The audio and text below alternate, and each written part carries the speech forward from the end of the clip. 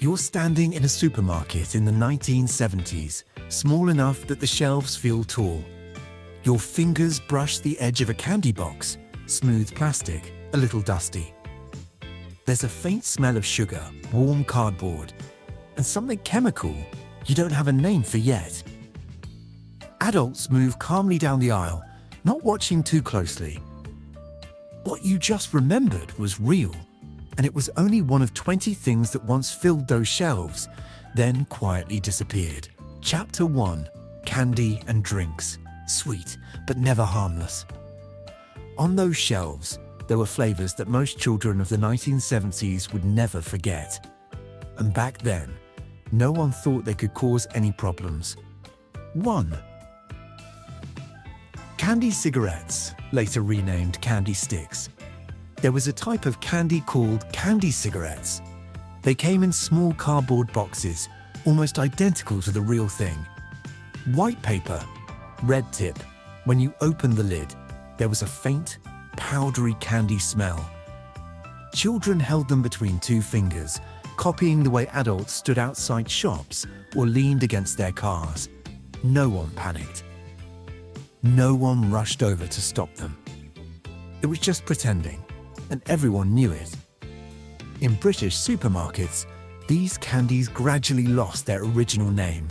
The word cigarette disappeared, even though the shape stayed exactly the same. The candy itself barely changed. The feeling did. What had once been simple role play suddenly looked too real, and then, quietly, it vanished from the shelves. 2. Space dust, or cosmic candy. There was a tiny packet of candy called space dust, so light you almost forgot you were holding it. Tear it open, pour it onto your tongue, and instantly your whole mouth woke up. Crackling. Popping. A gentle fizz you could almost hear inside your own ears. Kids burst out laughing, dared each other, swore it felt like something wasn't right, then still reached for another packet. Rumors spread quickly, much faster than the truth. Adults whispered that it might be dangerous, that it could do strange things inside the body. Most of it wasn't true, but fear doesn't need proof. Before long, space dust disappeared, leaving behind only the memory of that sharp, electric jolt on the tongue. 3. Diet drinks sweetened with cyclamate. Then there were the diet sodas. Cans that looked completely ordinary. Bright colors. Simple fonts. They promised sweetness without the burden of sugar. Adults drank them at kitchen tables, in cars parked along the curb, trusting the label and getting on with their day. Cyclamate was just another ingredient. Hard to pronounce. Easy to overlook. Then one day, it simply wasn't there anymore. No loud announcement. No notice taped to the shelf. Drinks were reformulated or replaced, and shoppers adjusted without much comment. What mattered at the time wasn't the chemistry. It was that the drink tasted familiar, and it fit naturally into the rhythm of everyday life. 4. Campino strawberry and cream candy. There was another candy called Campino, strawberry and cream flavored. Red and white stripes twisted neatly around each piece, cheerful and tidy. You could spot them instantly, in a glass jar or a plastic bag. The flavor was very gentle. Sweet strawberry, soft cream. Not sharp, not harsh. They had a strangely polite quality to them, like something your aunt would offer after dinner. For many years, they stayed exactly the same, untouched by trends or redesigns. Then one day, they were gone. Nothing that came after ever truly recreated that calm sweetness. People noticed, but quietly. Some things don't disappear with a bang. They simply stop showing up. Chapter 2. Household chemicals.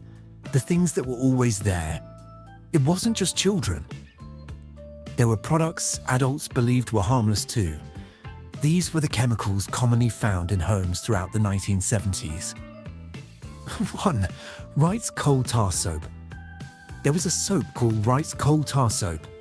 It came wrapped in dark paper, heavy-looking and serious. The bar inside was dense, almost sticky, with a smell that clung to your hands long after you rinsed them.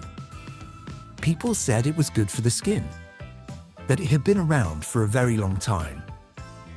Parents used it without explanation. Grandparents trusted it completely. You didn't ask questions. You just washed your hands, washed your body. Later on, coal tar quietly disappeared from the formula. The name stayed. The scent softened.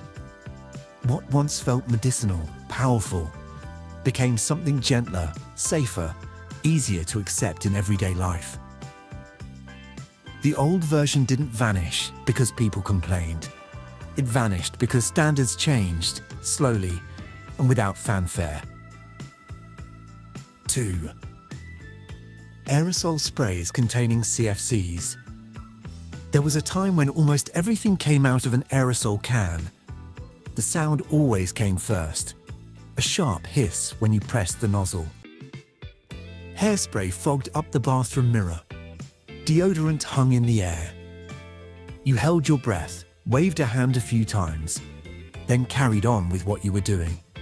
No one talked about where that mist went afterward. It simply disappeared. These sprays worked perfectly, always consistent, always reliable. When they began to vanish, the feeling was inconvenience more than fear. The replacements didn't spray the same way. They sputtered. They dripped. Something smooth had been lost, and most people noticed it immediately. 3. Talcum powder. In the bathroom, there was also talcum powder. The container was very simple, usually pink or white. You gave it a gentle shake, watched the soft cloud rise and fall. The scent was clean, familiar, comforting. Babies. Bathrooms. Bedtime routines. It felt harmless, almost gentle by nature. No one imagined danger. In something so light, many years later, people no longer bought it the same way. Some stopped altogether. Some switched to different brands. The ritual remained, but the trust had been shaken. What once floated freely in the air now carried a question no one had ever thought to ask before. 4. Jeyes fluid and other harsh chemical cleaners. There were also things in the house that weren't subtle at all. One of them was Jeyes fluid and similar heavy-duty chemical cleaners. Their smell hit you before the bottle even came out of the cupboard. Strong, eye-watering, impossible to mistake. The floors shone afterward. The drains ran clear. You knew they worked because they felt so aggressive. Windows were opened. Children were told to stay out of the room. That was the safety system. Over time, these cleaners were diluted, relabeled, or removed. New words appeared on the bottles. Gentle, fresh, family-friendly. The old products no longer fit the mood of the time. Chapter 3. Packaging and materials. Solid, convenient, and taken for granted. Beyond food and chemicals, there were changes happening in the outer layers, the things we held, opened, twisted, and squeezed every day without really thinking about them. Packaging and materials were once taken for granted, until they weren't anymore. 1. Original glass coffee jars, the Gold Blend era. Old-style glass coffee jars, like Gold Blend, always felt heavy in the hand even before you opened them. Thick glass. A metal lid that took real effort to twist loose. When it finally gave way, there was a soft pop the moment the pressure was released. The smell of coffee spread immediately, rich and warm, filling the kitchen. When the coffee was gone, the jar didn't disappear. It stayed. It held screws, buttons, nails, coins, or nothing at all. Kitchen cupboards were full of jars like that. So were basements. No one worried about the weight or the risk of breaking. Glass meant quality. It meant what was inside was worth protecting. When plastic replaced it, the change felt practical. But something solid was lost, and it wasn't easy to name. 2. Lead soldered food cans. Lead soldered food cans looked no different from any other cans. Simple labels, firm seams, familiar shapes. They were stacked neatly in kitchen cupboards and pantries. People opened them with basic tools, tipped the contents into a pot, and carried on. There was no reason to think about how they can have been sealed. It had always been that way. Later on, the seams began to change quietly. Manufacturers adjusted. Regulations tightened. Most shoppers didn't notice. The food tasted the same. The cans still looked close enough. Only years later did people realize that even the container itself had once been part of the story. 3. Primula cheese tubes. Primula cheese tubes had a very particular feel in the hand. Soft, metallic, and satisfying to squeeze. A smooth ribbon of cheese flowed out, ready for crackers or sandwiches. No mess, no knife required. It felt modern, efficient, slightly futuristic. Children loved it. Adults appreciated the convenience. The inner lining of the tube was invisible and easy to forget. Nothing leaked. Nothing spoiled quickly. Over time, concerns shifted to the things you couldn't see. The tube stayed familiar, but the material inside it changed. The product adapted without drawing attention to itself. Most people noticed only one thing. It still worked perfectly well. The rest happened behind the scenes. 4. Unpasteurized milk with blue tops. Unpasteurized milk used to be delivered in glass bottles very early each morning. Blue foil tops, peeled back by hand. Cream rose to the surface, thick and unmistakable. You shook the bottle or you didn't. Either way, it was part of the ritual. Milk back then tasted fuller, heavier. People trusted it because it was local, fresh, and part of everyday life. Gradually, regulations grew stricter. Pasteurization became the standard. Blue top bottles became harder to find. What disappeared wasn't just a product, but a small daily habit, something that had once been completely ordinary. Chapter 4. Toys and children's items. More freedom and more risk. On supermarket shelves in the 1970s, there were things tied to childhood, items that were handed directly to children, with very few rules and a great deal of freedom.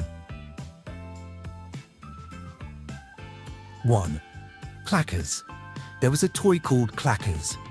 Just two hard plastic balls, connected by a string. Nothing more. You held the small ring in the middle, set your wrist just right, and the two balls began to swing. Clack, clack, clack. The sound carried across sidewalks and schoolyards. It drew attention, and that was part of the appeal. The balls struck each other fast and hard, sometimes too hard. The string snapped, the plastic cracked, knuckles took the hit. Foreheads too. Kids learned quickly, often painfully, how much force was too much. No one stood nearby to supervise. If it hurt, you stopped. If it didn't, you kept playing. And then, at some point, that sound disappeared from both shops and playgrounds. 2. Food-shaped, scented erasers. In many children's pencil cases, there were erasers made to look exactly like food. Tiny hamburgers, little slices of cake. bright, glossy pieces of fruit. They looked good enough to eat. You held them close, smelled the artificial sweetness, pressed a fingernail into the soft rubber. They sat in pencil cases, in desk drawers, traded quietly during class when the teacher wasn't looking. They didn't erase very well. But that wasn't the point.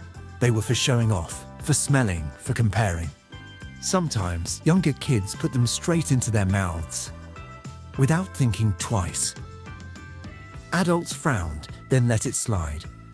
Later on, the designs changed. The shapes became less realistic. The scents grew weaker. Play became just a little more cautious and a little less tempting. 3. Lucky bags, mystery toy bags. Back then, you could buy something called a lucky bag, a thin paper or plastic bag stapled shut at the top. You never knew what was inside. That was the magic.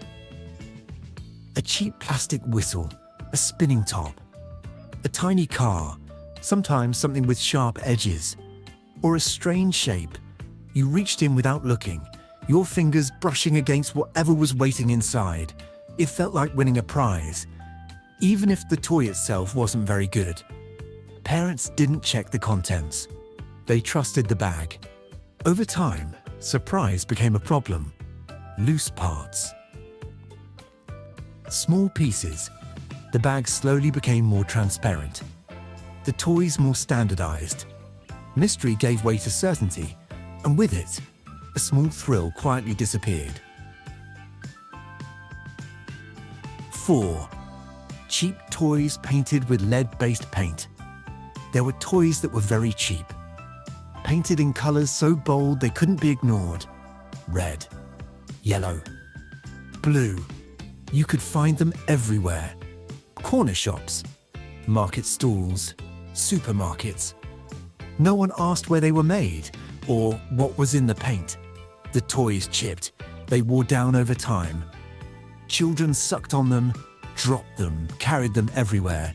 It was completely normal. Then, later on, standards changed. Paint formulas were adjusted. Imports were checked more carefully. The toys were still there, but they looked different. Softer colors.